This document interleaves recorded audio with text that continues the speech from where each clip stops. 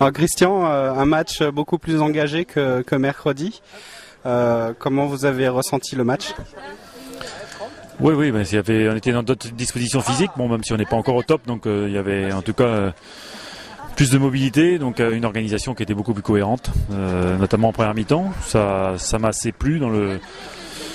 Après, encore un peu de déchets dans la tenue du ballon, puis des actions assez tranchantes quand même, parce qu'on s'est créé beaucoup d'occasions, notamment en première mi-temps avec la qualité de passe de Marama conjuguée aux appels de Kevin Gamero qui nous ont procuré pas mal d'occasions. Bon, après, ce qui est un deuxième mi-temps, bon, qui est moins maîtrisé que la première, ça c'est inévitable dû au changement. Il y avait une perte de maturité dans l'équipe. Ce qui est un peu dommage, c'est de concéder au début 3 buts aussi bêtes avec des grosses erreurs. Donc ça gâche un petit peu le match, mais bon, faut pas accorder plus d'importance que ça, parce que je pense qu'il y a quand même eu plus de choses positives quand même que l'autre jour, très nettement. Puis plus de possibilités aussi avec un plus grand nombre de joueurs. Oui, disons qu'on a. C'est vrai que l'autre jour, on était tellement diminué sur le plan défensif qu'on avait vraiment une équipe expérimentale. Donc là, on avait quand même une équipe qui était beaucoup mieux équilibrée. Donc même si on a encore quelques absents, je pense que c'est une équipe quand même qui est beaucoup plus solide. Maintenant, il faut retrouver un peu plus de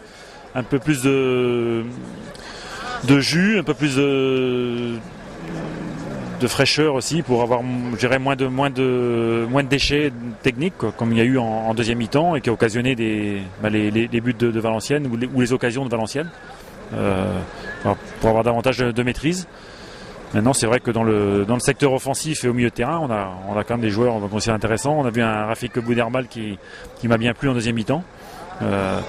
Donc ça peut être aussi une excellente surprise, sachant que maintenant il faut qu'il confirme. Donc, mais il n'y a pas à s'enflammer, mais il a fait une prestation de haut niveau ce soir. Et puis Nicolas Marin qui a du jus, qu'on voit son meilleur niveau. Donc on sait que Nico aussi a des qualités. Ce sont des joueurs qui ont une bonne carte à jouer s'ils conservent le même état d'esprit.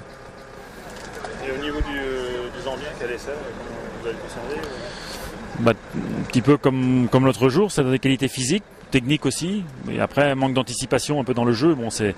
C'est vrai que c'est pas évident, ça demande une adaptation quand même. Donc alors après, savoir ce qu'on va faire. Il ne s'agit pas non plus d'empiler les joueurs, il faut que ce soit des joueurs qui apportent un plus. Donc on verra dans les jours à venir.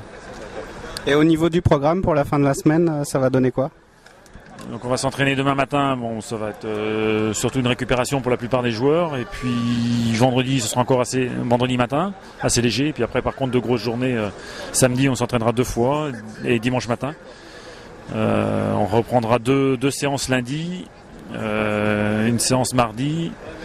Et puis après, on abordera les deux matchs amicaux qui seront, je dirais là, maintenant, l'objectif sera un peu différent, où on va quand même, réduire l'effectif, essayer de trouver une équipe qui se rapproche de celle de début championnat, avec donc le match à Carnac mercredi contre Nantes, et puis celui de la fin de semaine à l'Ocris contre Monaco.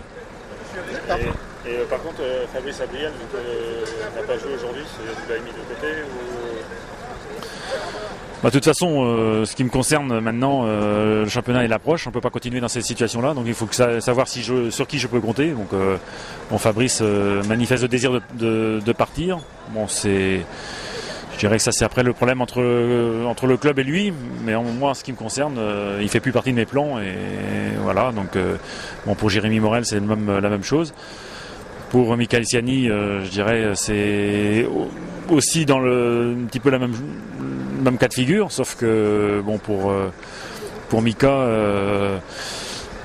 il y a aussi l'absence de Sylvain Marchal qui pénalise un peu le groupe. Et Mika, il est peut-être pas parti comme il l'espère, donc on verra. Mais c'est vrai que la situation ne peut pas durer éternellement, parce que là, elle pénalise le club et l'équipe. Okay, très bien. Merci.